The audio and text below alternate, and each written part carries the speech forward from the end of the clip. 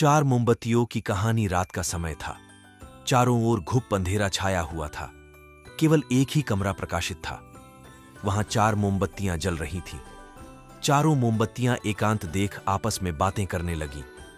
पहली मोमबत्ती बोली, मैं शांति हूं। जब मैं इस दुनिया को देखती हूं तो बहुत दुखी होती हूं। चारों ओर आपाधापी, लूट खसोट और हिंसा का बोलबाला है। ऐसे मेरा यहां रहना बहुत मुश्किल है। मैं अब यहां और नहीं रह सकती। इतना कहकर मोमबत्ती बुझ गई। दूसरी मोमबत्ती भी अपने मन की बात कहने लगी। मैं विश्वास हूं। मुझे लगता है कि झूठ, धोखा, फरेब, बेईमानी मेरा वजूद खत्म करते जा रहे हैं।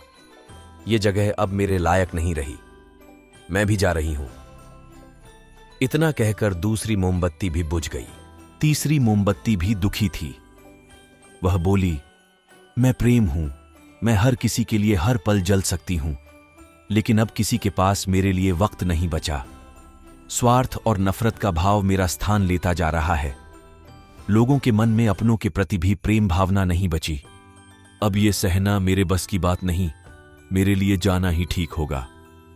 कहकर तीसरी मोमबत्ती भी बुझ गई। तीसरी बत्ती बुझी ही थी कि कमरे में एक बालक ने प्रवेश किया।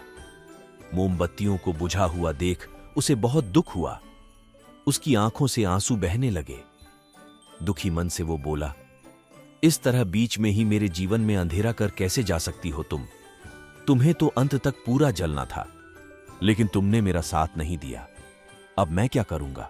बालक की बात सुन चौथी मोमबत्ती बोली, घबराओ नहीं बालक, मैं आशा हूं और मैं तुम्हारे साथ हूं। जब तक मैं जल रही हूं, तुम मेरी लौ से दूसरी मोमबत्तियों को जला सकते हो। चौथी मोमबत्ती की बात सुनकर बालक की आशा जग गई। उसने आशा के साथ शांति, विश्वास और प्रेम को पुनः प्रकाशित कर लिया। जीवन में समय एक सा नहीं रहता। कभी उजाला रहता है तो कभी अंधेरा। जब जीवन में अंधकार आए, मन अशांत हो जाए, विश्वास डगमगाने लगे और दुनिया पराई लगने लगे, तब आशा का दीपक जला लेना। जब तक आशा का दीपक जलता रहेगा, जीवन में कभी अंधेरा नहीं हो सकता।